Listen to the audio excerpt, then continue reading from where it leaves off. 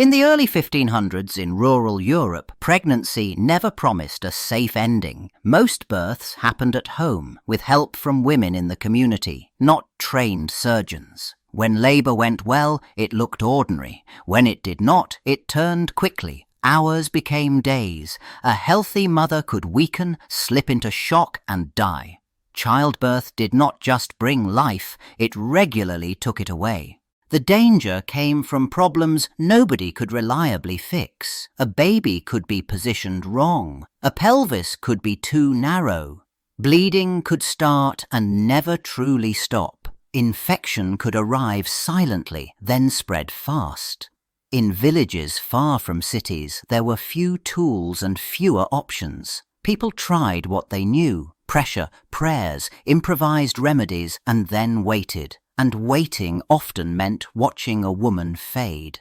In that world, a caesarean section carried a terrifying meaning. It was not viewed as a planned operation. It was a last resort, attempted when death already seemed near. Cutting into the abdomen and womb meant uncontrolled bleeding, and even if bleeding stopped, infection usually followed. So the procedure lived at the edge of hope and desperation. It was widely expected to save a baby at the cost of a mother. In 1500, in the Swiss canton of Thurgau, a pregnant woman named Anna went into labour, and nothing moved the way it should have. The contractions came, the hours passed, and the birth did not progress. What began as something familiar turned into a long, grinding emergency. With each day, the chances narrowed. In a world with limited medical help, time did not just pass, it worked against her. This kind of stalled birth meant the baby likely stayed trapped, and Anna's body paid the price for the struggle. Exhaustion set in, then deeper weakness. Every attempt to keep the labour going risked more damage, but doing nothing risked the same outcome. The people around her watched for signs of change and got none. The longer it lasted, the more the situation shifted from difficult to nearly impossible. Days into the ordeal, hope started to look like a mistake. A birth that did not advance often ended the same way. The mother, the child, or both were lost. Anna's labour kept dragging on, and the window for a normal delivery seemed to close in real time. What remained was a waiting game with a clear direction. The family faced the fact that this was no longer just childbirth. It was a crisis. The people around Anna tried what they knew. They changed positions, pressed on her belly, offered herbs and prayers, and waited for the moment the body finally gave in. It never did. Hour after hour turned into days. The pain wore her down, the strain stole her strength, and the baby still did not come. At that point, the problem stopped being childbirth. It became survival. As her condition worsened, the helpers ran out of options that sounded safe or even familiar. No one in the village carried the authority to attempt something drastic, and there was no time to send for someone who did. The family faced a brutal calculation. If they did nothing, death felt close and almost certain.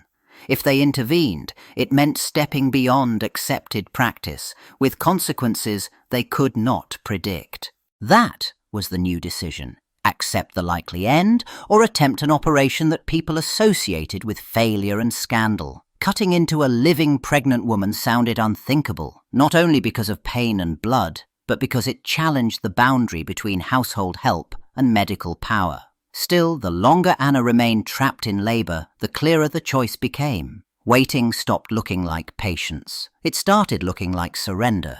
Jakob Neufer stood at the edge of an unthinkable decision. He lived as a farmer, but he also worked as an animal castrator, and that meant he handled blades and blood as part of ordinary life. It did not make him a healer. It did not teach him how to open a human body and keep it alive. But as his wife's labour dragged on and the usual help failed, his rough experience with cutting flesh started to look to him like the only tool left.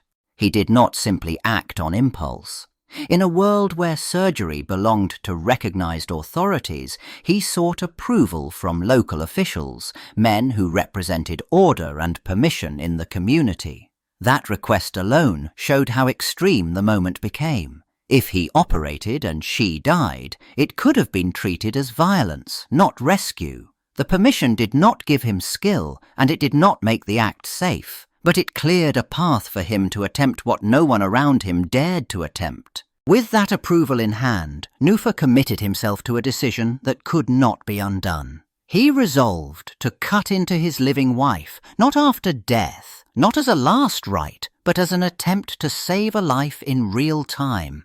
The logic was brutal and simple. Without a new approach, she likely died anyway. So he prepared to turn his practical knowledge of animal bodies into a human operation, knowing that one wrong move meant catastrophe and one right move meant a miracle.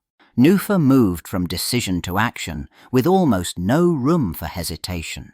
His wife had been held still because a sudden movement could have turned a cut into a fatal tear.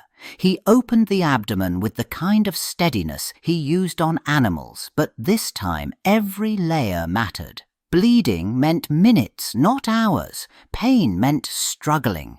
And once the belly was opened, there was no safe way to stop halfway. He cut deeper until he reached the uterus, the organ that had kept the baby alive while the labor failed. Then he opened it. That single step changed everything, because it exposed the mother to massive bleeding and injury, and it exposed the baby to the outside world too early. He had to work fast, keep the opening controlled, and reach in without damaging what he could not see clearly. He pulled the child out and separated it from the mother, completing the extraction that days of labor had not achieved. In most cases of that era, that moment only led to the next disaster. The mother bled out, or shock took over, or infection followed soon after. But here, the immediate outcome broke the expected pattern. The baby lived, and the mother remained alive right then, in the minutes after the cut. After the baby came out, the danger did not end. In that era, the hours that followed surgery decided everything. Bleeding could return without warning. Fever could rise fast. The wound could turn deadly in a day. So the household watched Anna closely, waiting for the usual pattern: weakening, heat, and collapse. But that pattern did not come. Daylight arrived, and she still held on. Another day passed, and she still did not slip into shock. The bleeding stayed controlled enough for her body to recover. No sudden swelling, no spreading redness, no foul discharge that neighbors would have recognized as a bad sign. Each small improvement carried a bigger meaning. The operation had not just pulled a child from a dying mother, it had left a living woman behind, against expectation. Word moved quickly because outcomes like this almost never happened. People nearby had seen births end in funerals, and they had seen cutting end in death. Now they heard the opposite. Anna survived. She recovered. The baby lived. The story stopped being a private crisis and became a public event, repeated from household to household, treated as proof that something impossible had taken place in their own community. The survival itself sounded impossible for the time, but the story did not stop at survival. As the years passed, the tale kept growing, carried from one retelling to the next. Later accounts said Anna did not live as a fragile exception, waiting for complications to catch up with her. They said she returned to ordinary life, and then came the claim that turned a single shock into a lasting legend. Those later writers reported that Anna went on to become pregnant again, not once, but multiple times. The detail mattered because it pushed against what people expected after an abdominal birth like that.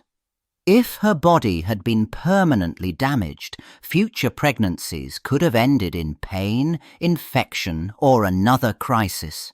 Instead, the accounts insisted on the opposite outcome. She conceived, carried, and delivered children in the usual way. Some versions even counted the children, presenting the number as proof, not just gossip. The message stayed the same. The operation had not only saved her life in the moment, it had not stolen the life that came after. That claim hardened the story into something bigger than a lucky escape. It suggested that a farmer's cut had not ended her health or fertility, and that idea made the memory last. Years passed, and the people who witnessed the birth aged, moved away, or died. The story still circulated, but it travelled by retelling, not by records. Then it reached a different audience, educated men who collected unusual medical events. They did not stand at the bedside. They heard about it later, through letters and summaries. That distance changed everything. Once the case entered medical writing, it gained a new kind of life. A spoken account became a written example, placed beside other rare survivals and strange operations. Details hardened into facts because they sat on a page. At the same time, uncertainty grew because no one could question the original witnesses. The story became portable, and that made it powerful. Other writers then repeated what earlier writers had already repeated. Each copy widened the reach, but it also layered interpretation on top of memory. The tale could now be cited, argued over, and used to support claims about what surgery could achieve. A village event turned into a documented legend. From that point on, it did not just survive, it multiplied. Centuries later, the tone around this story changed. Modern historians no longer treated the first successful C-section label as a simple fact to repeat. They asked a basic question: what exactly proved it happened as described? The problem started with timing. The best-known written versions appeared long after the supposed operation. That gap mattered because memories stretched, details drifted, and a dramatic tale became easier to polish into legend. When researchers looked for hard traces from the moment itself, they found silence. No surviving court permission, no parish note that clearly described the surgery, no contemporary medical record that matched the later story. That absence did not automatically mean the event never happened, but it removed the safety net. Without primary records, historians had to rely on retellings, and retellings raised another issue. Each copy tended to repeat the boldest claims with growing confidence. Then came the medical plausibility test. A farmer cutting into the abdomen and uterus without anesthesia or antiseptic practice faced overwhelming odds: shock, hemorrhage, infection. Yet the accounts reported not only survival, but recovery strong enough for later pregnancies. Historians weighed that against what was typical for the era and saw red flags. The result was a new reality for the story. It no longer stood as an accepted first, but as a claim under dispute. Today, a Caesarean section belonged to modern medicine. It happened in a hospital with anesthesia that removed pain and antiseptic routines that lowered infection. A trained team worked fast, with blood ready and tools designed for surgery. The goal stayed simple: save a mother, save a baby. But the price of that safety was a whole system built over centuries. That was the distance between then and now. Set against that reality, the Nufa story sounded almost impossible. It came from a world without anesthesia, without germ theory, and without reliable ways to control bleeding. Survival depended on luck as much as skill. That was why Caesareans had once meant death more often than rescue. So when later retellings described a farmer cutting his living wife and both surviving, it landed like an origin story, neat and unforgettable and hard to prove. Modern history did not treat it as a settled first. The records arrived late, the details shifted, and the strongest claims leaned on repetition, not on evidence from the day itself. That did not make the story worthless. It showed how people wanted a beginning they could point to, one dramatic moment when the impossible turned possible. In the end, Nufa remained less a confirmed inventor of the C-section than a debated myth about its birth.